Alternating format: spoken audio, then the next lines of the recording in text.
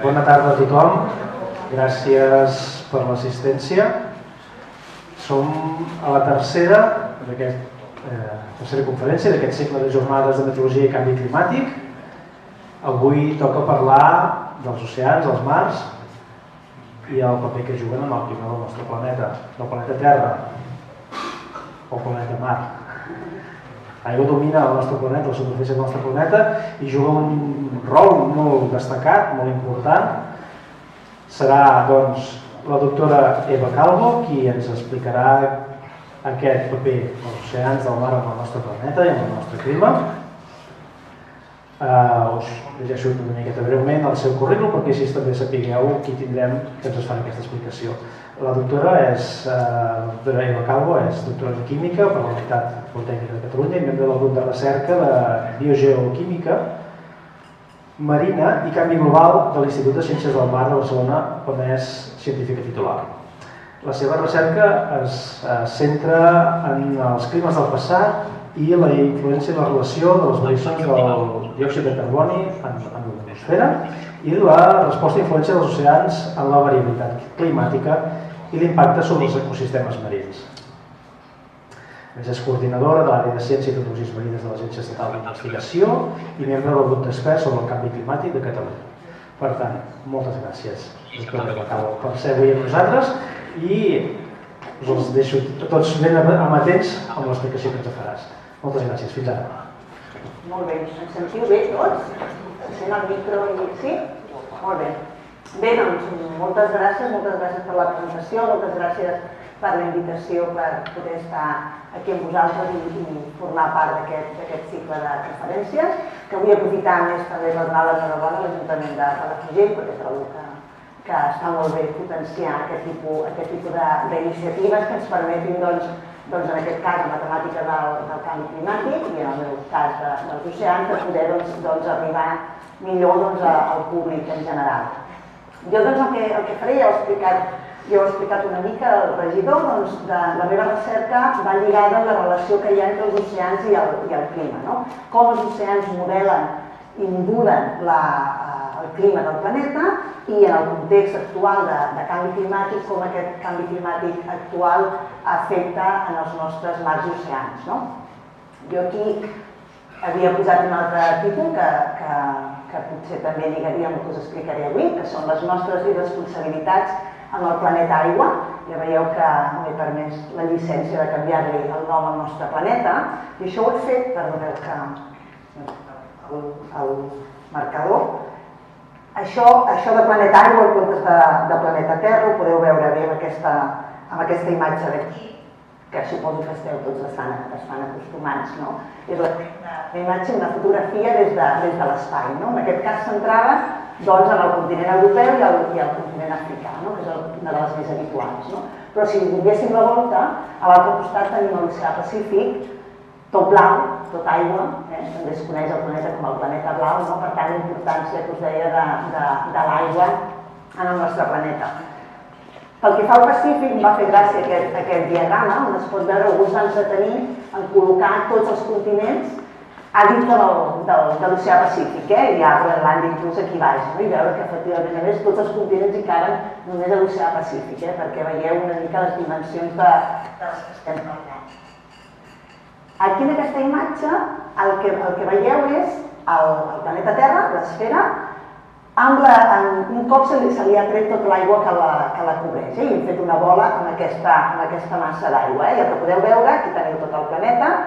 Aquest seria el volum d'aigua que hi ha al nostre planeta, que inclou oceans, mars, els casquets polars, aigües subterrànies, rius, llacs i vapor d'aigua, tota l'aigua que hi ha al nostre planeta, com podeu veure en volum, el planeta Terra potser es mereix el nom, oi? Aquesta segona bola més petita és l'aigua dolça en estat líquid, és a dir, per tant, hem tret tota l'aigua continguda en els oceans, que per tant el canvi és molt important. I encara hi ha una tercera bola que potser no veieu, però us ho dic jo, que és del tamany d'aquest punt vermell, que seria l'aigua de rius i llacs només. És a dir, l'aigua que tindríem, d'aigua de boca, potser, podríem dir, que és l'aigua que tindríem disponible. Per tant, ja veieu que és un bé ben escàs. Aquí, simplement per començar, 4 números per posar en context la rellevància i la importància dels oceans en el sistema Terra. Els oceans cobreixen al voltant del 70% de la superfície terrestre i contenen el 97% de l'aigua de la Terra.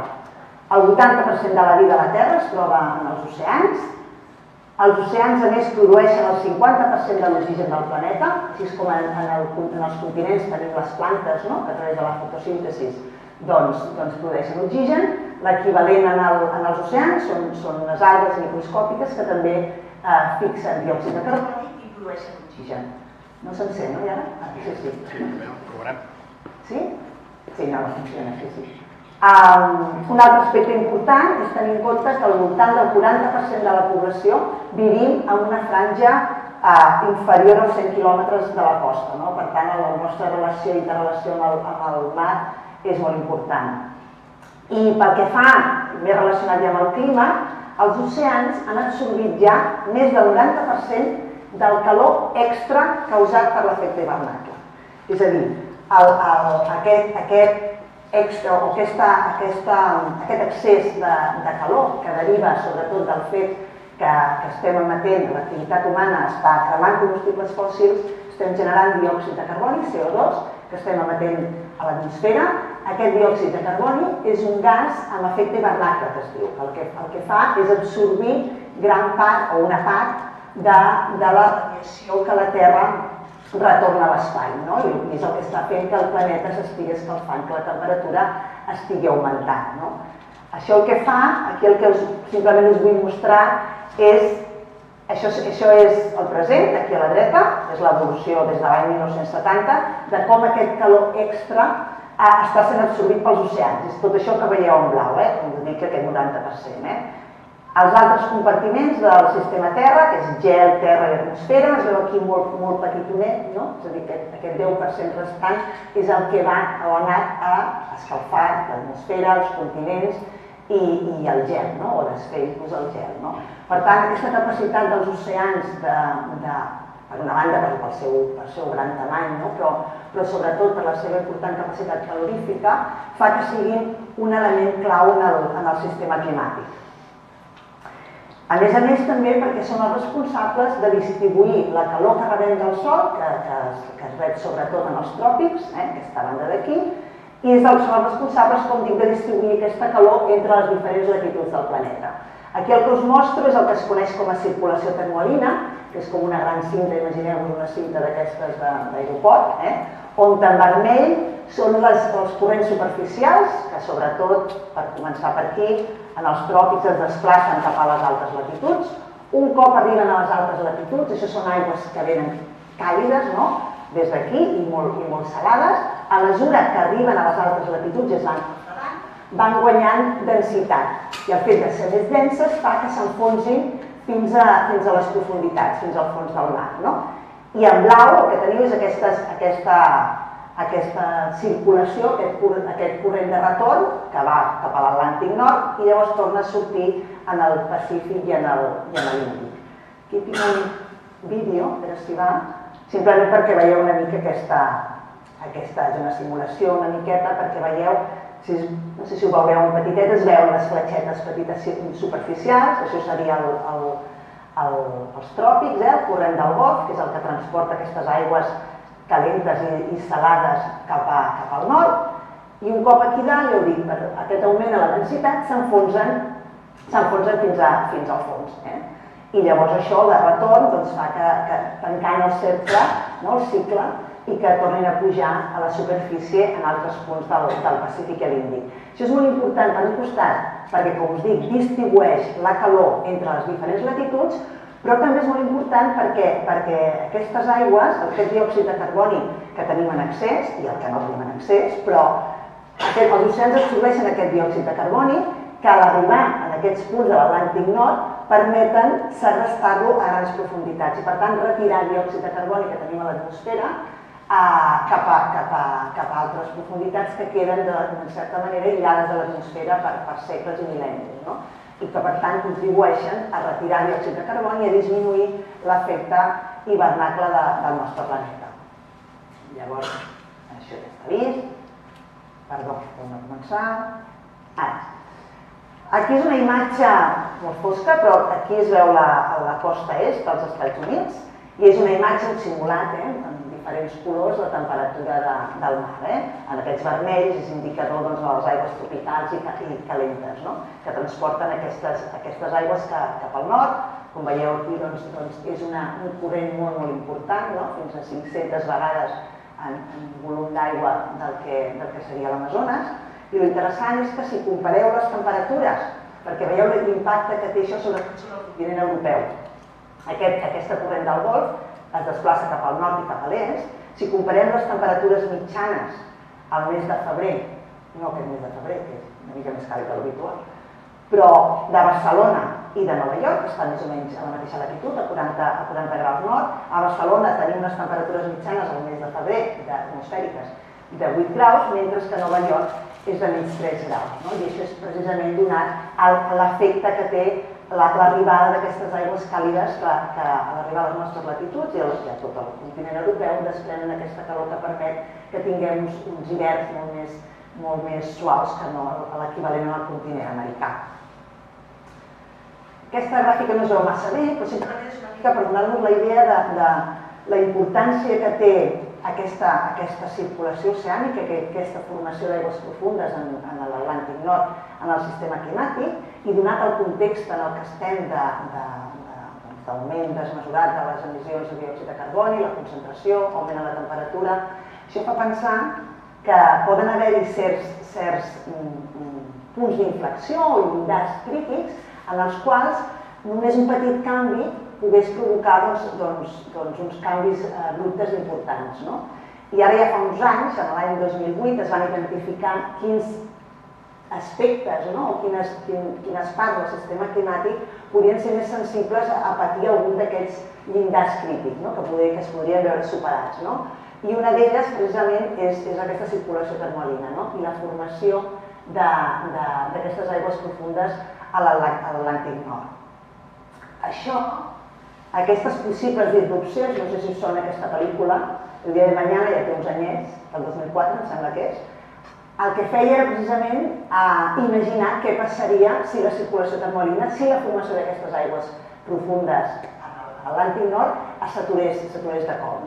Aquí és una pel·lícula de Hollywood, de catàstrofes, per tant havia passat molt ràpid, i en 48 hores tot el planeta entrava en una glaciació, precisament perquè es parava la circulació i aquesta distribució de calor es veia també aturada, el que permetia l'extensió dels gels, sobretot del continent de l'hemisferi nord, fos molt més acusada. Tot i que és una pel·lícula, està basada en fets reals, en el sentit que sabem que en el passat, a escales geològiques, a escales d'èpoques glacials, aquesta circulació no ha funcionat d'una manera tan eficaç i, per tant, teníem uns casquets polars molt més grans i les temperatures, per tant, molt més fredes. Per sort, no es preveu que canvis d'aquest estil passin en un futur molt pròxim, però sí que és veritat que es vigila de prop una mica possibles canvis en la temperatura i en la salinitat de les aigües d'aquestes latituds altes, a prop d'Islàndia. Perquè l'augment de la temperatura i una disminució en la salinitat d'aquestes aigües, derivat precisament d'un increment en la fosa de gels que porta aigua dolça en aquests punts, el que pot fer és disminuir la densitat. Si la densitat disminueix, les aigües aquestes no tenen aquesta capacitat d'enfonsar-se. I per això es parla d'un esdeveniment de baixa probabilitat que passi, però d'alt impacte, per les conseqüències que pot tenir d'entrada el canvi de la temperatura. Quin és l'arrel del problema? Ja ho he dit una miqueta a darrere. Doncs aquest augment en la concentració, en el contingut de diòxid de carboni i de CO2 que hi ha a l'atmosfera, derivat de l'activitat humana i de la crema, sobretot, de combustibles fòssils. Aquí el que us presento és una gràfica dels darrers 8.000 anys, més o menys. L'any 2000 està aquí a la dreta, per tant, el passat és cap a l'esquerra. I aquí el que veiem en lila és l'evolució del diòxid de carboni a l'atmosfera i en groc l'evolució de la població humana.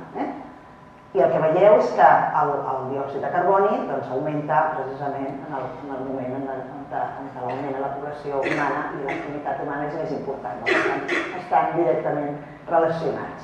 I això ens porta, com deien, aquest augment en les temperatures i els impactes o les conseqüències derivades d'aquest augment, que ara ho veurem en un moment. Però per l'altre costat, a banda de l'escalfament global, hi ha un segon efecte d'aquest augment en el diòxid de carboni atmosfèric, que és el que es coneix com a acidificació oceànica. I això deriva del fet que els oceans, com us he comentat breument, absorbeixen part d'aquest diòxid de carboni, que ja veurem de seguida quins són els processos que es donen en l'aigua de mar. Llavors, abans tot això el que fa és acidificar les aigües. El pH de l'aigua de mar disminueix a mesura que els oceans van absorbint diòxid de carboni. Aquí el que us mostro és possiblement l'exemple més clar per visualitzar aquest canvi en el nostre entorn i en les nostres condicions ambientals. Això és el que es coneix com a corba de Keeling. Keeling va ser la persona que al final dels anys 50 va començar a mesurar quin era el contingut de diòxid de carboni a l'atmosfera, ho va començar a fer a l'estació meteorològica de Mauna Loa, a Hawaii, i el que es pot veure és des dels 1960, més o menys, fins a l'actualitat, com aquest diòxid de carboni ha anat augmentant consistentment any rere any. I hem passat d'una concentració de 320 ppm a, aquest és el valor mig de l'any passat, són unes 411 ppm. ppm vol dir parts per milió, seria l'equivalent a percentatges, a tant per cent, això és part per milió, és a dir, de cada milió de molècules que hi ha en l'aire, 411 són CO2. Poquet, però el tema és que és un gas amb una capacitat d'efecte hivernacle, per tant de retenir la radiació infraroja molt potent. Això, aquí veieu que hi ha una tendència, que és a l'augment, sense cap dubte, però a més també, que és el zoom que us he fet una miqueta aquí baix, això és simplement del 2015 al 2019, veieu que hi ha una variabilitat en vermell, que és estacional. Això és la variabilitat natural d'aquest diòxid de carboni a l'atmosfera. Per què? Doncs perquè aquesta concentració respon molt a la respiració de la vegetació terrestre de l'hemisferi nord. Durant la primavera, quan hi ha fotosíntesi, per tant es fixa diòxid de carboni, la concentració en l'atmosfera baixa. A la tardor o hivern, quan aquestes fulles i aquesta vegetació es mor, aquestes fulles cauen i a més hi retornen part d'aquest diòxid de carboni a l'atmosfera, doncs el diòxid de carboni puja. Però a sobre d'aquesta variació estacional, anual i natural, tenim aquesta tendència any rere any, que ja veieu que els màxims sempre són més alts que l'anterior. Aquí el que us mostro ara és, sembla la gràfica anterior, però això són emissions de diòxid de carboni. Allò era la concentració, el contingut en l'aire, i això són les emissions, sobretot, aquestes són, sí, aquestes derivat dels combustibles fòssils, des de l'any 1990, com veieu, doncs també aquestes emissions, amb algunes aturades, corresponents, de fet, a la crisi financera dels anys 2008-2009, baixen també les emissions, menys activitat econòmica, i com han anat pujant, sí que és veritat que els darrers anys amb menys intensitat, més a poc que els 10 anys anteriors, que són possibles bones notícies, però ja veieu que segueixen augmentant. Aquí teniu els valors en unes unitats molt grans, que són petagrams.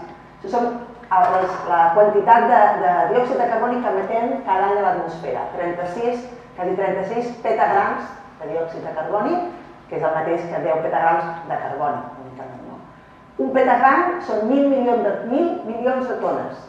Una unitat que a mi d'entrada se m'escapa de saber el gran que és. I per això, per tenir una mica una comparació, una comparativa de què signifiquen aquests números, vull posar un exemple perquè us imagineu de quines quantitats estem parlant. Un petagram, 1.000 milions de tonelades. Imagineu-vos doncs un tren d'aquests que transporten carbó, format de diverses vagonetes. Suposeu que un vagó d'aquest tren de càrrega pot portar fins a 100 tones de carbó. La majoria d'aquest carbó és carboni, que acabarà sent CO2. Si tenim en compte que un vagó fa 18 metres de llargada, Com de llarg creieu que ha de ser aquest tren per transportar un petagram de carboni? Recordeu que estem emetent 10 petagrams de carboni a l'any, no? Algú s'atreveix a fer una... Com ha de ser de llarg? D'aquí a... Quant? 18.000 metres. 18 metres quants quilòmetres són? 180.000 quilòmetres. Molt poquet, Hem de portar 1.000 milions de tones. És a dir, no pretenc que feu els números, No pretenc que feu els números perquè necessitem una calculadora. Però si els feu i teniu en compte que la circunferència de la Terra a l'equador és de 40.000 quilòmetres, necessitaria un tren de càrrega que fes la volta a la Terra 6 vegades per simplement portar un petagram de carboni. Per tant, per poder portar tot aquest carboni que emetem en un any, són 10 petagrams, estem parlant de 60 vegades, que és com anar i tornar a la Lluna 3 vegades. O sigui, és immens, el número és immens i la quantitat de carboni que emetem és, com veieu, tremenda, no? I on va parar, doncs, aquest diòxid de carboni, no? Aquí ara els valors que us mostro és la mitja de la darrera dècada, Tenim la gran part ve de la crema de combustibles fòssils, com us deia, però també hi ha una part important que ve de la deforestació, de la deforestació i la crema de tot aquest material vegetal també emet diòxid de carboni. Doncs tenim que, per sort, o per desgràcia, només la meitat, aproximadament la meitat, el 44% d'aquest diòxid de carboni es queda a l'atmosfera i la resta és absorbit més o menys a parts iguals per la vegetació terrestre i l'altra per als oceans. Com jo us comentava abans, i com ja veurem, això també està tenint uns problemes, està donant uns altres problemes en els ecosistemes marins. Bé, però per saber també una mica, necessitem, si sabem què està passant amb el diòxid de carboni ara, en els darrers anys, però necessitem tenir un context una mica més enrere en el temps per saber quina és la variabilitat natural, quins són els rangs en els quals ens estem movent, es mou el diòxid de carboni en l'atmosfera per saber si ens estem sortint de la zona de confort, no? El que passa és que el registre instrumental cobreix aproximadament uns 130 anys només. Això són diferències de temperatura, en canvi l'edat de la Terra és una mica bastant més llarga que tot això. Llavors, per poder avaluar quina és aquesta variabilitat natural, necessitem anar al registre paleoclimàtic. Necessitem anar a arxius climàtics que es diuen que d'una manera o altra preserven les variacions ambientals dels moments on aquests registres s'han format. I exemples d'aquests arxius climàtics són, per exemple, els anells dels arbres, això són sediments de llacs, anells d'arbres, les estalactites i les estalagmites de les coves també es donen informació ambiental i llavors, sobretot, que és el que us ensenyaré ara, els testimonis de gel i els testimonis de sediment marí, que ens permeten anar enrere en el temps. I en el cas del diòxid de carboni, l'arxiu climàtic per excel·lència són aquests testimonis de gel, que són, ja ho veieu, uns tubs, que poden arribar a fer fins a 4 quilòmetres, que em sembla que és el més llarg que s'ha extret a l'Antàrtida, i l'interessant és que podem analitzar el contingut de les bombolletes d'aire que van quedar atrapades en el moment de formació d'aquest gel.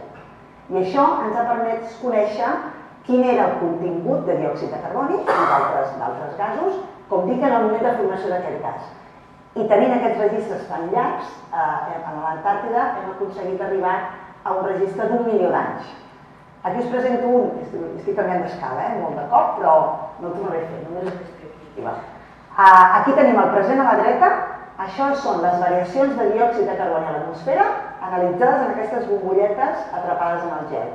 El present aquí i cap a l'esquerra és el passat. 450.000 anys, aquest és un registre més curt. I el que veiem en blau és que aquest diòxid de carboni ha anat oscil·lant en el passat. Moments ha estat més baix, moments més alts, més baix, més alt. Aquestes variacions, a més, coincideixen amb els cicles glacials i interglacials. Nosaltres ara estem en una època interglacial, una època més càlida, però fa 18.000 anys estàvem en una època glacial, va ser l'última edat de gel, d'acord? És a dir, ha anat variant bastant, 100 ppm, recordeu que estem en 400 ara, però sempre amb uns rangs més o menys constants, de 180 a 280 ppm. Ara ja estem, aquesta línia que sembla vertical aquí, és aquest registre que us he ensenyat abans. Penseu que ara està en una escala de milers d'anys, això eren 50 anys, doncs aquí es veu com com una escala vertical. Dues coses. Per un costat, estem molt per sobre, en valors absoluts, de les concentracions experimentades en el darrer milió d'anys, això segueix així durant un milió d'anys, però més important que aquest valor absolut és la velocitat a la qual estem introduint aquest diòxid de carboni. Per exemple, si veiem què tan ràpid ha anat augmentant la concentració any rere any durant el pas d'una època glacial a una època interglacial, aquest canvi ha sigut de 0,01 part per milió a l'any. I això durant una transició que va durar 5.000 anys. Si ara mirem el pas, els canvis dels darrers 3 segles, és això, ja tenim un augment de 0,45 parts per milió per any. I si mirem simplement les darreres dècades, estem parlant d'un augment 100 vegades més ràpid que el que va suposar un canvi glacial interglacial. Per tant, aquí està més el quid de la qüestió, la velocitat a la que estem introduint aquest diòxid de carboni en l'atmosfera, que està alterant qualsevol dels processos naturals que pot tenir la Terra d'assimilar aquest augment i aquest desequilibri, al fi i al cap. Bé, ara que a les properes diapositives la meva intenció és presentar-vos alguns de les conseqüències o dels impactes d'aquest augment en el diòxid de carboni atmosfèric. I el que us presentaré són alguns dels resultats presentats per l'IPCC. L'IPCC és el Panell Intergovernamental sobre Canvi Climàtic, potser us sona. És un organisme que no fa recerca, és a dir, simplement el que fa és avaluar i recollir tota la bibliografia científica en relació amb el canvi climàtic. És intergovernamental, participen científics de la vora de 200 països i està elaborat per vora 2.000-3.000 de diferents disciplines. Per tant, és un recull de tota la ciència darrere o relacionada amb el canvi climàtic. I la primera de les conclusions és, aquí teniu l'augment des de 1850, molt ràpid, l'augment de la temperatura, que ja és al voltant d'un grau, de manera global, hi ha llocs que s'escalfen més, hi ha llocs que s'escalfen menys. Això és temperatura atmosfèrica, crec. I aquí el que es mostra a sota és el que possiblement és l'indicador més visual d'aquest augment, de les conseqüències d'aquest augment en la temperatura del planeta, que és l'emblanquiment dels coralls. No sé si n'heu sentit parlar d'això, en anglès es diu bleaching.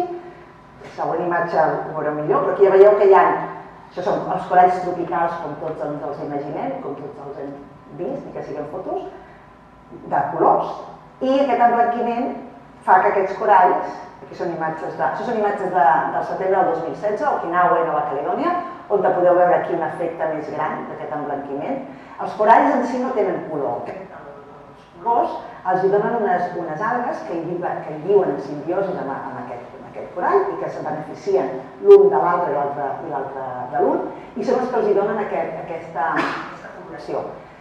En moments d'un esdeveniment d'augment de les temperatures per sobre dels valors en els que els coralls estan adaptats i estan còmodes, el que passa és que aquestes algues són expulsades del corall. I si aquests períodes de temperatura es mantenen en el temps, el corall pot arribar a morir. I en aquest cas del que us comento, el 2016, que és el darrer, això està lligat amb un episodi del Niño, que el que fa és aquestes zones del sud-est asiàtic es responen amb un augment en les temperatures molt important. En el cas de la Gran Barrera de Corall, s'ho veieu massa bé, però aquí hi ha el litoral, la costa australiana, el nord-est, i aquí estan comparats 3 esdeveniments d'aquests d'augment de les temperatures. L'any 1998, que va haver-hi un esdeveniment del Niño bastant important, el 2002 i el darrer del 2016, que en diferència ha sigut el que ha provocat més emblanquiment dels coralls. Es calcula en la Gran Barrera aproximadament el 75% dels coralls es van veure afectats per aquestes temperatures elevades i al voltant d'un 35% hi va haver un 35% de mortalitat, va ser un augment de la temperatura considerable. Això és simplement perquè veieu la comparació de les àrees, l'àrea de la Gran Barrera de Corall és equivalent a l'àrea d'Itàlia, perquè veieu una mica les dimensions de les que estem parlant. Un altre impacte que té aquest augment de la temperatura és l'augment en el nivell del mar. Com ja sabeu, en els darrers 100 anys el nivell del mar ha pujat de manera global uns 20 centímetres i es preveu que de cara a finals del segle XXI, funció una mica de quins siguin les trajectòries d'emissions de diòxid de carboni, es podríem parlar de mig metre a un metre.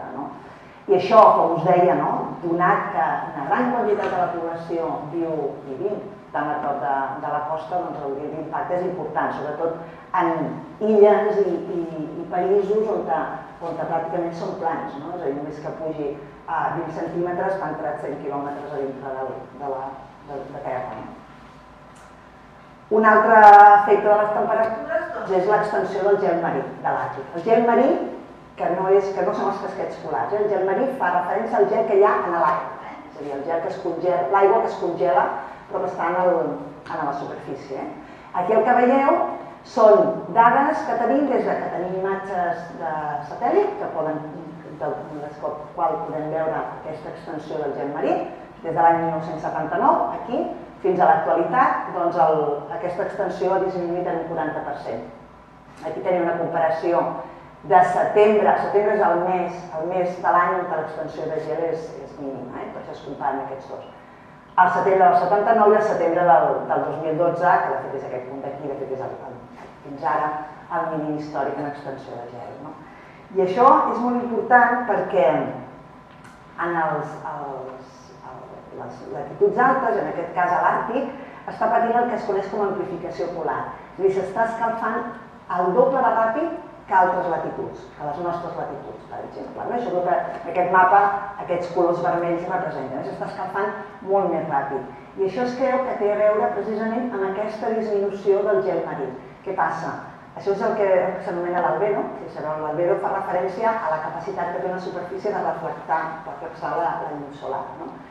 Una superfície blanca reflexa la llum solar molt més eficaçment. Si desapareix aquest gel i tenim una superfície fosca, com són els oceans, el que fa és retroalimentar l'escalfament inicial. Per aquest motiu tenim un escalfament molt més ràpid que en altres latituds. I curiosament, perquè veieu la dificultat i la complexitat dels processos que entren en joc a l'hora d'entendre com funciona el sistema climàtic, precisament aquesta amplificació de les temperatures, de l'escalfament en les zones àrtiques, podrien estar darrere de la gran nevada que vam tenir ara fa un parell d'anys. Si et recordeu, el 25 de febrer, el 25 i 28 de febrer del 2018, que va portar neu fins i tot davant de l'Institut de Ciències del Mar. I això que sembla contradictori, es veu que està molt relacionada a sobre del pol nord, també passa en el pol sud. Hi ha un sistema atmosfèric de vents que el que fan d'alguna manera és separar les masses d'aire fred que estan aquí de les masses més càlides que hi ha a les nostres latituds. Aquest riu, diguéssim, de vents que van d'oest a est, depenen en gran mesura de la diferència de temperatura, del variant de temperatura que hi ha entre les latituds altes i les nostres latituds. Com que l'Àrtic s'està escalfant molt més ràpid, aquest gradient de temperatura està disminuint. I quan aquest gradient de temperatura disminueix, el que li passa a aquest riu de vents és que es torna més ondulant, permetent que hi hagi llengües d'aire fred que arribin a latituds que d'una altra manera no arribarien. Aquesta és una imatge on es poden veure en colors aquestes diferents temperatures, els colors vermells més càlids, i veieu com efectivament tenim aquesta llengua, això és del 25 de febrer, aquesta llengua d'aire fred en el continent americà, que podria patir unes fortes nevades, l'hivern dur, i sobre el continent europeu. Més coses, més impactes. Aquest augment de temperatura el que està fent també és augmentar la freqüència d'esdeveniments extrems, ja siguin sequeres o inundacions. I ara he posat com a exemple el temporal Glòria, això és una imatge a l'escala, però aquí em sembla també que vau patir en la vostra litoral l'impacte d'aquesta tempesta, que va suposar, de fet es van registrar màxims de precipitació, màxims de gruixos de neu, de velocitat del vent, d'alçada d'ona, va ser realment una temporal bastant excepcional. I tot això sembla que aquestes borrasques, aquests temporals es podrien veure incrementats també per aquests canvis en el clima. Aquests efectes tenen a veure amb la relació que té aquest diòxid de carboni amb l'efecte hivernacle, amb aquest augment de la temperatura. Però com us comentava, aquest diòxid de carboni, a més, té un impacte també sobre la química de l'aigua, perquè els oceans, com us deia, capten, absorbeixen part d'aquest diòxid de carboni. I el que succeeix és que el diòxid de carboni, quan es dissol en l'aigua de mar, no queda com a tal, forma un àcid, que a més es dissocia en tota una sèrie de compostos. A través d'una sèrie d'equilibris químics el que tenim és més forma de carbonat i protons, sobretot. A mesura que va augmentant la concentració en l'atmosfera, els oceans van absorbint més d'aquest diòxid de carboni, el que estem fent és augmentar la concentració de protons. Aquests protons és el que ens donen una idea de l'acidesa de l'aigua de mar. L'aigua de mar es torna més àcida, el pH disminueix. I això té conseqüències vàries i diverses per molts organismes marins, són aquells que formen esquelets carbonatats, que tenen esquelets com poden ser els coralls i també tota una sèrie d'algues microscòpiques del plàncton que formen aquestes closques i que, de fet, en aquestes condicions més àcides d'entrada tenen més dificultat per formar aquestes closques i aquells que ja estan formats, aquestes aigües més àcides, que no és que ho siguin massa més, però en l'escala de pH, però són suficients també per produir dissolució. Això és un exemple d'un d'aquests organismes a diferents condicions d'acidesa i com es veuen afectades les seves closques. Igualment, ostres, eriçons i musclos en aquest cas. I un tercer impacte derivat d'aquest augment en les concentracions de diòxid de carboni a través de l'efecte en la temperatura, tornem a la temperatura una mica, té a veure amb el que es diu desoxigenació de les aigües, és a dir, pèrdua d'oxigen de les aigües. Aquí us ensenyo una mica, molt esquemàticament, el cicle polar de l'oxigen, que ja heu vist una miqueta en el continent, que tenim les plantes que fan la fotosíntesi i generen oxigen, i al revés. Llavors, a través de la respiració, consumim aquest oxigen. El mateix passa en els oceans. En la zona fòtica, que és la zona on hi ha llum, les algues microscòpiques aquestes que fan la fotosíntesi també generen oxigen, però a la mateixa vegada els organismes el consumeixen. I a més hi ha un intercanvi d'oxigen entre l'aire i l'aigua. El que està passant és per diversos processos, però principalment, o un dels importants, és aquest augment de la temperatura, els gasos en general, i en aquest cas l'oxigen, a mesura que augmenta la temperatura, la seva solubilitat en l'aigua disminueix. Per tant, es desprèn l'oxigen de l'aigua cap a l'aire.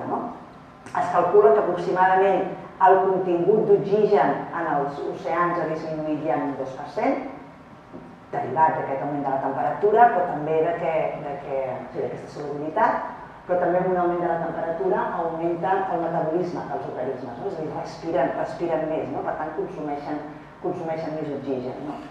I un altre procés, que no m'estendré massa, amb un augment de la temperatura les aigües també estan més estratificades, és a dir, menys barrejades. Si es barregen menys, hi ha menys ventilació i per tant les aigües profundes estan menys en contacte amb la superfície i per tant l'oxigen també costa més d'arribar-hi. Per tant, aquests serien els tres grans estressors, podríem dir, temperatura, desoxigenació i acidificació.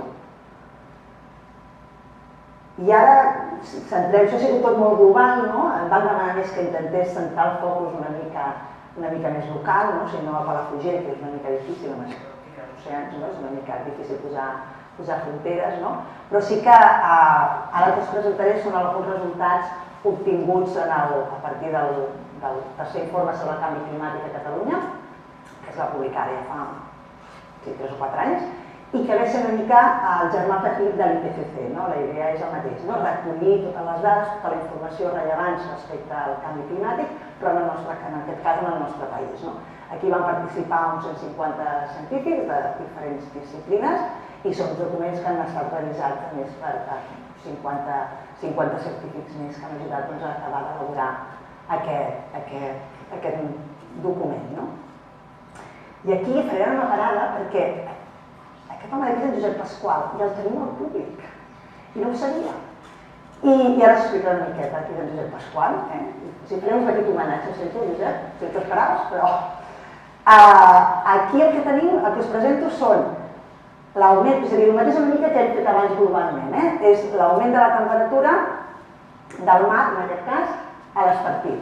Aquí ara és quan en Josep Pasqual, volia fer aquest petit parèntesis, Josep Pasqual fa, i corregeix-me, Josep, si m'equivoco, Josep Pasqual, de manera altruista i voluntària, porta 40 anys, o més de 40 anys, sortint a la mar, doncs, potser 1 o 2 cops per setmana amb la seva barca, que veieu aquí, i a part de fer moltes altres coses, mesurant la temperatura de l'aigua del mar en superfície a 20 metres, 50 metres i 80 metres. Això des de l'any 74.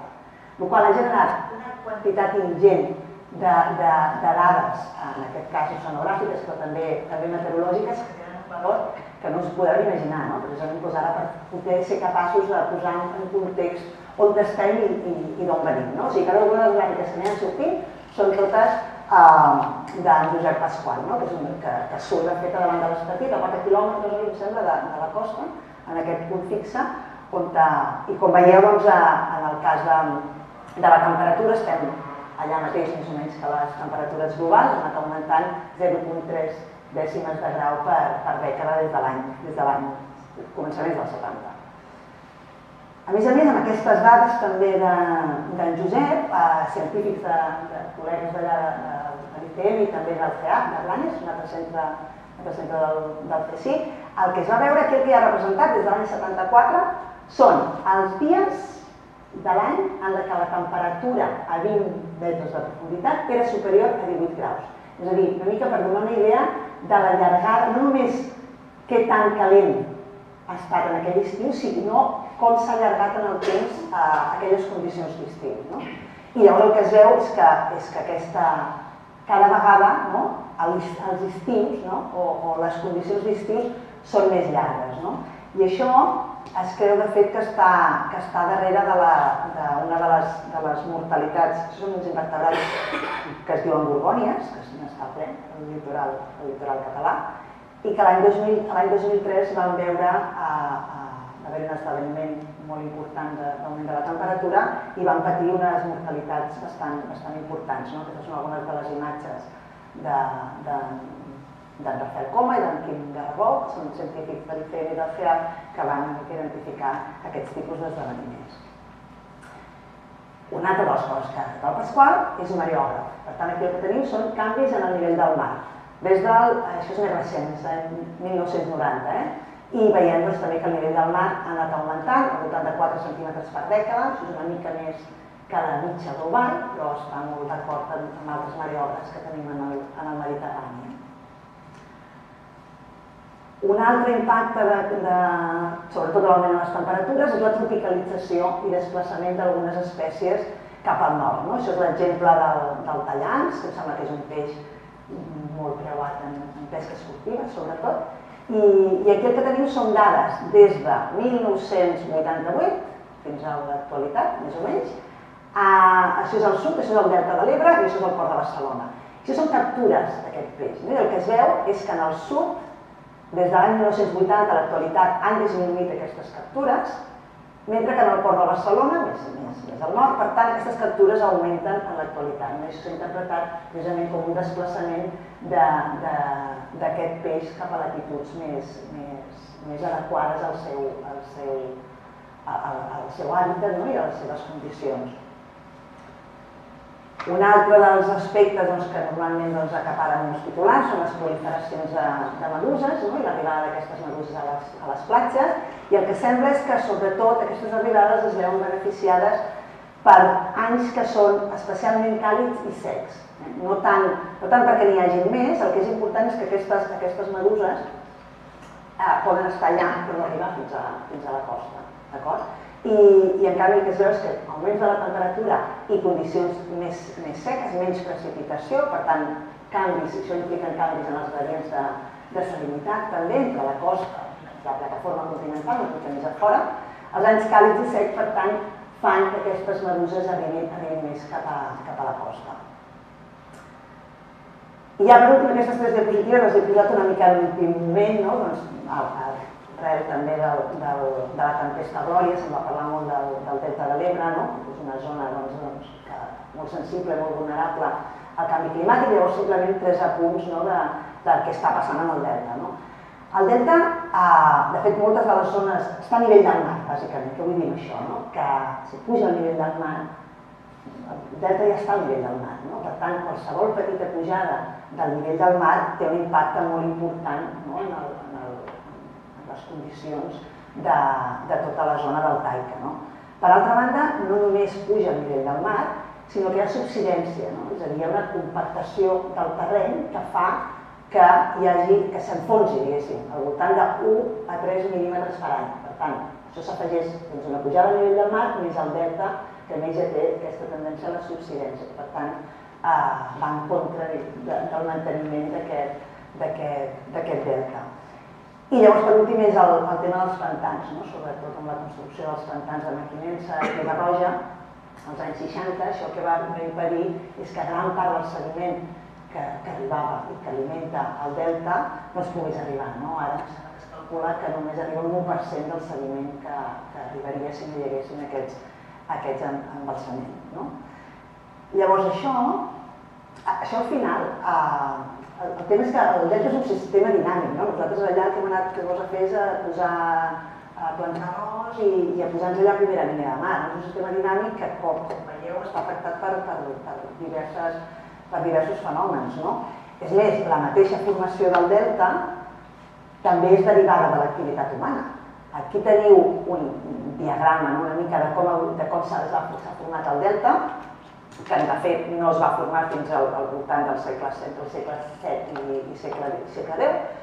Fa uns 3.000 anys pràcticament no existia el delta, però al voltant del segle VII, amb la deforestació i la neteja de boscos i de més, i per tant la més fàcil erosió de tots els sediments de les lleres dels rius, el que va fer és portar una gran quantitat de sediment cap al delta i de fet per això es va formar. Amb els embassaments el que ha passat és que el que estem fent és impedir que aquests sediments arribin i per tant aquest és un dels motius que el delta estigui en retrocés. Bé, llavors deixem ara els impactes derivats del canvi climàtic. En tot això, l'any 2015, amb el que es coneix com l'Acord de París, per primera vegada es va intentar arribar a un acord per limitar aquest augment de les temperatures a un màxim de 2 graus a finals del segle XXI, per l'any 2100. Recordeu que ja hem augmentat, la temperatura ha augmentat al voltant d'1 grau, per tant tenim 1 grau de marge. Aquest 2 graus, potser si heu llegit les notícies o escoltat alguna informació al respecte, es parla també d'1 grau i mig, perquè informes posteriors aconsellen que un marge més segur per evitar conseqüències més negatives en els ecosistemes, en el sistema Terra en general, és aquest grau i mig, entre grau i mig i 2 graus. Doncs això més o menys es va ratificar el novembre del 2016 amb no tots els països que haurien de ser-hi, però si superaven ja, em sembla que una mica l'acord va ser que superava o arribar al 60% dels emissors dels països emissors de diòxid de carboni, per mirar de, com dic, limitar aquest augment de les temperatures a 1 grau i mig, 2 graus. Això vol dir limitar la concentració de diòxid de carboni a l'atmosfera a unes 450 ppm. Ara estem en 410, per tant no massa lluny. I aquí el que us mostro és, això és l'any 1980 i l'any 2100, finals del segle XXI. En negre estan les emissions, us he ensenyat al començament, històriques, no? Estem aquí, ara més o menys, és del 2014 aquesta gràfica, una mica. I en colors estan totes les possibles trajectòries que pot seguir aquest diòxid de carboni en funció de les polítiques d'emissions que adoptem, no? Els més pessimistes, que seria una mica business as usual, no? Seguir fent una mica com fins ara, ens portarien a un augment mig d'uns 4 graus, i en l'altre extrem, que seria aquest blau, tindríem el que seria recomanable, aquest grau i mig, 2 graus. Què implica això? Doncs més o menys és reduir les emissions a la meitat, més o menys, a la meitat, una mica menys, cap al 2050, i emissions zero cap a l'any 2100. Si us hi fixeu per això, aquesta ratlla d'aquí negra són les emissions zero. Per aconseguir aquestes temperatures no només necessitem deixar d'emetre, sinó que hem de, el que es diuen emissions negatives, no? És a dir, hem d'alguna manera de retirar diòxid de carboni de l'atmosfera. I això és el que dèiem, no hi ha prou, doncs, en reduir a zero les emissions.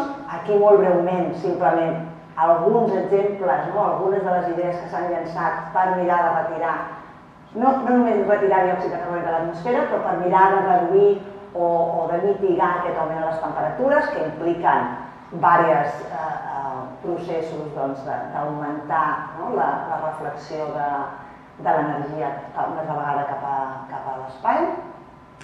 Aquests podrien, en cas que fossin factibles, reduir la temperatura, però no eliminaríem el diòxid de carboni, per tant, el tema de la solidificació, per exemple, no quedaria resolt. En aquest cas sí, això és uns processos que s'anomenen bioenergia en captura i emmagatzematge de carboni. La idea és tenir plantacions d'arbres que amb la fotosíntesi captin, segrestin aquest diòxid de carboni, utilitzar-lo com a biomassa per cremar aquesta biomassa per generar electricitat i el diòxid de carboni que es desprengui, capturar-lo, comprimir-lo i posar-lo en llocs geològicament estables. Això s'ha fet en alguns llocs de manera local, però ni se sap com es podria escalar això perquè sigui rellevant, per poder fer aquestes reduccions i com d'estables poden ser aquests segrestos. Un altre enfoc, que no sigui necessàriament retirar aquestes emissions de CO2 o retirar CO2, és intentar mitigar-ho a través de la conservació i la restauració d'alguns tipus d'ecosistemes. En aquest cas, les praderies de fanerògames, posidònies, potser us sona una miqueta, manglars o aiguamolls, que són ecosistemes que estan, aquí veieu una miqueta, en totes les zones costeres on es troben i que acumulen, són capaços de segrestar al voltant del 50% de tot el carboni que se segresta en sediments marins. I per tant, la idea és no tant retirar diòxid de carboni, però mantenir i incrementar a poder ser aquests tipus d'ecosistemes que són tan eficaços en retirar i segrestar i per tant allunyar de l'atmosfera per segles i mil·lennis aquest diòxid de carboni. Com ho estem fent fins ara? El 2015 es van posar més o menys d'acord en reduir aquestes emissions i poder aconseguir aquest límit de temperatura d'un grau i mig, 2 graus. Aquí, això és un termòmetre, us ensenyo, aquí està el 0. D'acord? La barreta aquesta blanca és on estem ara. Hem pujat 1 grau, això són dades del 2018, però hem pujat 1 grau des de l'inici de la revolució industrial. D'acord? A l'1 i mig estaria aquí, això seria l'acord de París. De moment, els compromisos que han agafat els països ens porten a un augment de 2 graus, de quasi 3 graus, de fet. És a dir, volem fer-ho, però de moment el que s'ha compromès tots els països estem encara bastant lluny d'aquesta fita d'aquí. Això està actualitzat el desembre del 2019, el qual em sembla que inclou ja també totes les negociacions que va haver-hi a la cimera que es va fer a Madrid, això abans de Nadal. Per tant, cal ser més ambiciós, però aquí, els que emeten més, que són els responsables de que, és a dir, nosaltres, els països desenvolupats, i fins a quan, és a dir, quins són els compromisos que hem d'adaptar. I això ens porta, al final hi ha una mica de la xerrada, on vull una mica presentar quins són els aspectes ètics i morals que ens presenta també el problema del canvi climàtic. Per un costat, alguns dels dilemes és això, els països desenvolupats versus la resta. Els països desenvolupats són els responsables principals d'aquestes emissions. Per tant, haurien de ser els que ens haurien d'apretar més el cinturó. Ara la Xina, la Índia, Brasil, aquests països en vies de desenvolupament estan augmentant moltíssim les seves emissions de diòxid de carboni, que els diem que deixin d'emetre, perquè ara ja hem arribat fins al màxim i deixem de créixer també. Però massa bé us ho explico. Això són les emissions dels 6 països, dels 6 principals emissors de diòxid de carboni. Des de l'any 1960 fins, això està actualitzat al 2018. Tenim la Xina, que ara és, en diferència, el principal emissor de CO2, els Estats Units, que malgrat han disminuït segueixen estant aquí.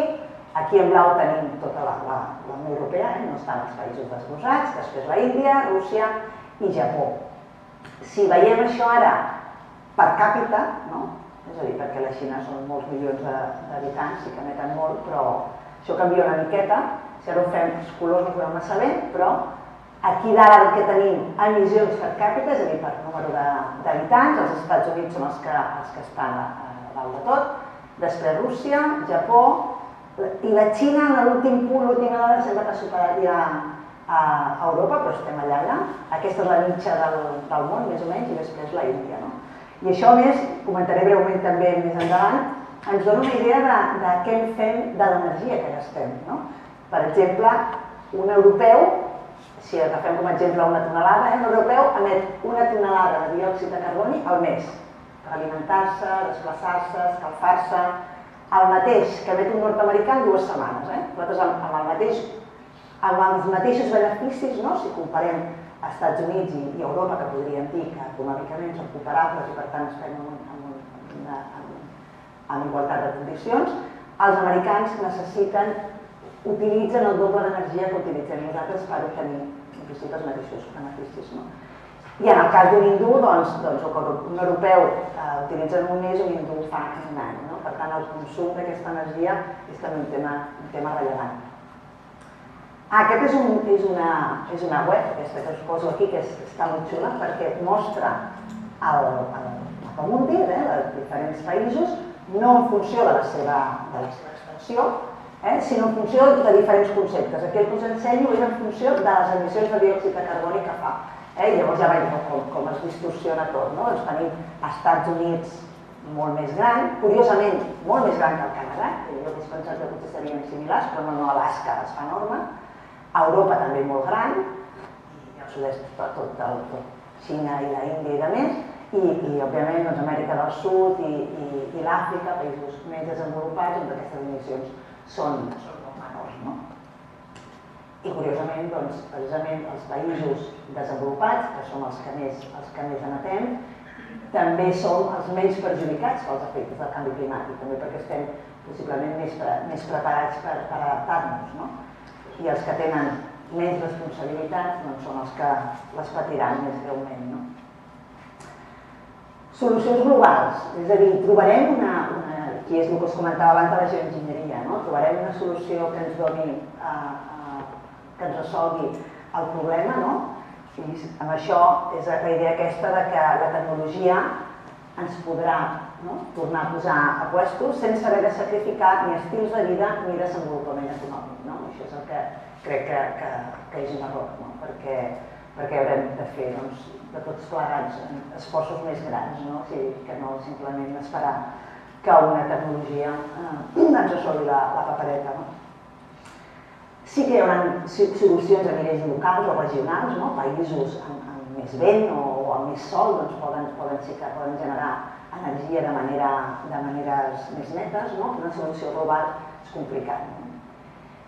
I llavors també les generacions futures, quina és la nostra responsabilitat amb les generacions futures, quin és el planeta que deixarem als nostres fills i als nostres nets. I aquí no puc evitar treure una foto de la Greta, perquè és l'icona dels darrers anys de l'exemple de precisament això, i què esteu fent, que això és el planeta que ens deixareu a nosaltres les properes dècades. Per tant, sí que sembla que tenim un objectiu comú, tothom ha de signar el protocol de Kyoto, tothom no, però les responsabilitats són diferents. Per això aquesta idea de justícia climàtica i equitat. Per resumir una mica el que ja hem dit també, hi ha una responsabilitat històrica, 50% de les emissions deriven del 10% de la població. Capacitat econòmica, també. Els països desenvolupats tenim més accés a tecnologies més avançades i tenim més capacitat per adaptar-nos als canvis climàtics i potser també un deure d'ajudar el més feble. I per últim això que deia també de la vulnerabilitat, no? Els països més afectats pel canvi climàtic són a més els que han emès o emeten fan menys emissions, no? I l'equitat també entre generacions, no? Quins són els nostres deures respecte a les generacions futures, no? Què podem fer, doncs? Per un costat, el que dèiem, tenim el subministrament, hem de generar energia d'una manera més eficaç i neta del que estem fent, no? Ja sigui energia solar, eòlica, hidràulica, nuclear, que té altres problemes, però no el problema del diòxid de carboni, però és més neta en conjunt aquesta energia. Però clar, aquesta generació d'energia sobretot és quan pensem en l'electricitat en general, no? Però les emissions, l'electricitat contribueix més o menys el 20% de l'energia que necessitem. Per què? Perquè la indústria és al voltant d'un altre 20% i el transport és el tant, també, més o menys un 20%, no? Per aquí la idea, doncs, per un costat de l'electrificació del transport, en particular, com de l'usos comunitaris. I l'altra banda, no només el subministrament, ja ho he comentat també, sinó el consum, no? És a dir, hem de poder utilitzar menys energia per obtenir el mateix servei. I és aquesta comparació que us feia amb els Estats Units, que el tenim aquí dalt, amb energia i emissions de diòxid de carboni per càpita, i a Europa que estem aquí, no? O sigui, utilitzen el doble d'energia per obtenir el mateix servei. Per tant, hem de fer un canvi també de consum, no només de creació o de generació d'energia. I imprescindible també la transformació social, no? Hem de repensar quin és el món que volem, no? Quines són les nostres prioritats i veure si podem viure amb menys coses i menys comoditats, no? És sostenible el creixement voraç i irresponsable? És just per a aquells que no el poden tenir? O què passaria si tota la humanitat fes com jo, no? Aquesta idea de creixement sostenible, no? Es pot créixer de manera sostenible? Possiblement no, per aquesta idea d'aquí també, no? Perquè estem vivint en aquest planeta com si tinguéssim uns quants més allà esperant-nos, no? És a dir, recursos són finits i sembla ser que la idea és sempre créixer, no? I ja per acabar un parell de frases, perquè potser tot plegat és molt negatiu, però tots els problemes, no? D'Einstein, que diu no podem resoldre problemes pensant de la mateixa manera que quan els vam crear, potser llavors aquí hem de posar-hi imaginació i ganes, i que hi ha una força motriu més poderosa que el vapor, l'electricitat i l'energia atòmica, que és la voluntat. La voluntat, i jo aquí afegiria també la valentia política, en molts casos, i la voluntat política que aquestes coses doncs, es portin a terme. I ja per acabar, amb aquest sketch, que està molt petit, està en anglès, us l'explico, una mica d'humor. Això és un científic, representa un científic, aquí diu IPCC, és un científic de l'IPCC, d'aquest panel intergovernamental, que l'any 1990, que va ser quan es va llançar el primer informe sobre el canvi climàtic, diu bueno, això del canvi climàtic podria ser un problema. A l'any 95, segons l'informe, canvi climàtic, definitivament és un problema. El 2001, sí, em sembla que hauríem de començar a pensar com resoldre això. 2007, escolteu, sento sonar com un disc ratllat, no? Però, no ho penseu. 2013, ho hem mirat i no ens ho estem inventant. I al 2009 ja apliquen el micro i diu això funciona. I aquí estem. O sigui que esperem que hi hagi algú a l'altra banda del micròfon en algun lloc. Moltes gràcies, Alicia.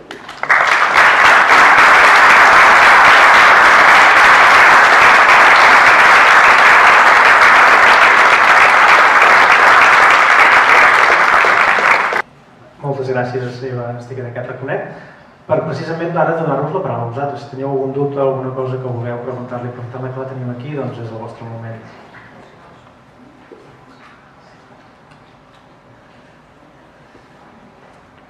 O que tot clar. Massa informació. Boníssima informació.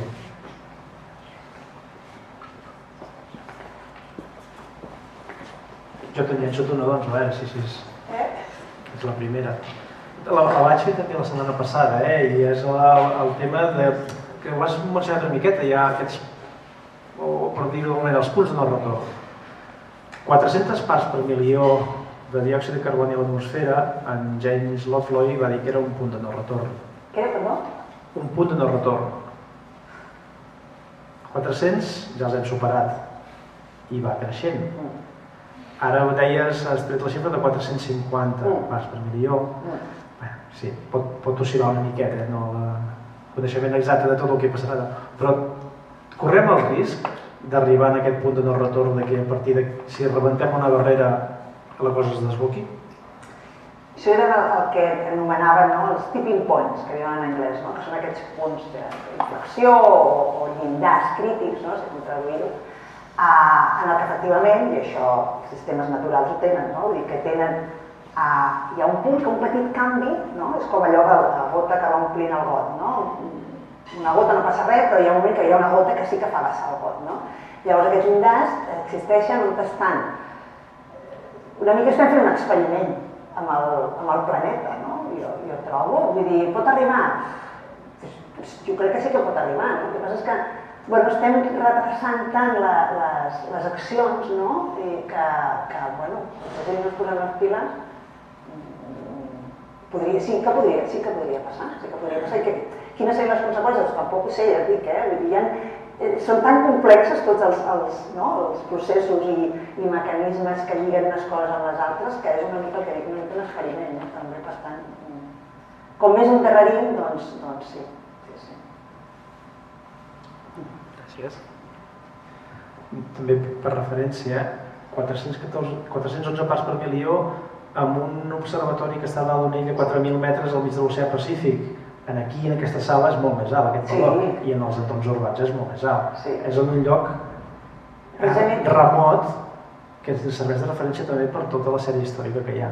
Sí, de fet, aquest és el de Mauna Loa, he posat el de Mauna Loa perquè és el que és més llarg històricament, però ara n'hi ha en diferents latituds del planeta, n'hi ha diverses. Hi ha una gràfica similar on es veu l'evolució més global, perquè inclou els diferents punts que estan en zones precisament lluny de influència humana, més directa, i dona una idea de la globalitat, del valor global i barrejat d'aquest diòxid de carboni. Sí. Digueu-vos. Volia demanar, sí. Jo et volia demanar la part que hem passat una miqueta per sobre de la biotecnologia, crec que era el nom. Geoenginyeria, no? Geoenginyeria, això. Si podries fer específicament alguna crítica més, o també demanar-te la teva opinió de si ets més crítica o menys crítica amb aquest massivisme tecnològic pel qual el problema que ens ha portat aquí, que és l'emissió de diòxid de carboni i que a dia d'avui s'estan acabant els combustibles fòssils, que amb aquestes mateixes receptes ens inventarem una altra cosa per la qual no hi haurà ni energia suficient ni combustibles fòssils per a aquesta transició per portar-ho a terme. Volia demanar, què n'opina? Clar, jo la geoenginyeria m'ho miro de lluny perquè no és el meu camp, i de fet trobo que és important que es facin passos en aquesta direcció, perquè ara no només ens hem de queixar del que està passant, sinó que hem de posar-hi remei, perquè ens ho estem trobant i ens hem d'adaptar ja, més que ens haguem d'adaptar a finals de segle, sinó que ens hem d'adaptar ja. Aquesta transició serà dolorosa, per això també ho lligo, ara no sé si contestem que preguntem, en el fet que no val, és a dir, no podem seguir consumint com estem consumint, ni podem créixer fins a l'infinit. Per això aquesta idea de transformació social, és a dir, tot això va anar acompanyat d'altres canvis a nivell de societat, no? Però, una pregunta, perdó que talli, aquest no podem és ètic o inevitable? Perquè al final de les diapositives també posava què podem fer, i jo trobo que no són coses de què podem fer, sinó coses que inevitablement passaran sí o sí, com per exemple el decreixement energètic. Coses que podem fer menys consum energètic, però això inevitablement patirem un decreixement energètic. Llavors no sé si és una postura política o una cosa inevitable, i la pregunta seria què fem quan això passi? Bé, clar, serà inevitable. El seu seria que ens poguéssim avançar. Si això sabem que ha de passar, avancem-nos i preparem-nos per aquests canvis, no? Potser, perquè això inevitablement ha de passar, per això, perquè els recursos són finits, no? I de fet, quan es parlava de l'extinció, i segueix parlant, dels recursos fòssils, ja fa anys que haurien d'haver arribat al peak oil, no? I encara, tant de bo s'hagués acabat el peak oil ja, perquè potser s'haguessin posat les piles abans, no? Però sembla que això, jo el que crec és que potser ens hauríem d'haver avançat a tots aquests canvis i anar-nos adaptant a poc a poc, abans que sigui inevitable el canvi que ens el trobem perquè estigui aquí, no? Potser no he contestat, però... Però això és una part, la part aquesta de raonament, de problemes ètics, no? Més enllà del que és les evidències, no?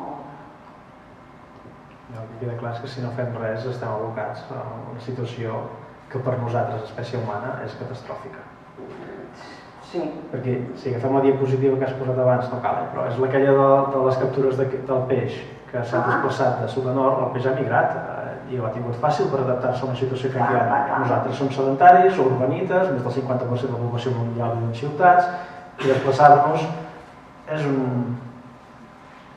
Bueno, té un cost, representa aquesta catàstrofe, aquest canvi radical, si no fa res, doncs ho hauràs de fer igualment.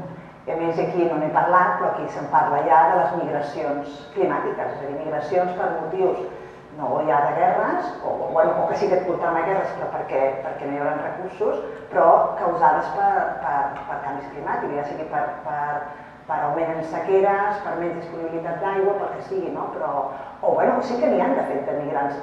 Algunes d'aquestes illes de la Polinèsia, hi ha algunes illes que ja han hagut de moure's a altres llocs, no? I això és conseqüència, en aquest cas, de l'augment del nivell del mar. Llavors, doncs sí. Estem exposats. Exacte. No sé si hi ha alguna pregunta més. Aquí baix. Gràcies. A veure, tornant al punt aquest de no retorn, que és com potser l'aspecte més inquietant, si ho comparem, per exemple, amb el que l'evolució històrica ens ha portat de l'última glaciació, en què, per exemple, tenim un canvi, per posar només un exemple concret de canvi radical, de transformació radical. Sabem que tot el que avui és el desert del Sàhara era un jardí. De fet, la idea aquesta del paradís perdut sembla que arrenca d'aquí, de la memòria oral d'aquelles migracions que va provocar la desertització del Sàhara. I com allò en devien passar d'altres en altres punts del planeta. El punt de no retorn és aquest o estem parlant d'alguna cosa molt més greu i catastròfica respecte d'allò que va ser? Sí, això de la catàstrofe ha sortit la paraula i ara no m'agradaria tampoc, però tota aquesta discussió és perquè estem pensant en nosaltres. Nosaltres fa 2 dies que estem aquí.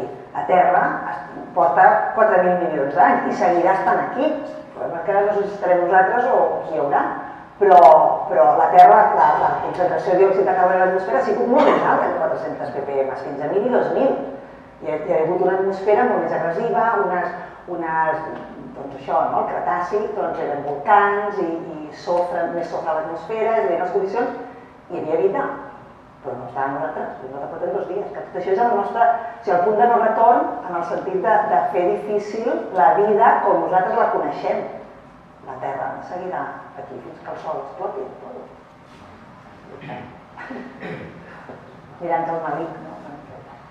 Sí, són nosaltres els culpables de la nostra propi futur. Doncs si no hi ha cap més pregunta, agrair-te de nou que hagis estat aquí amb nosaltres aquest vespre. Gràcies.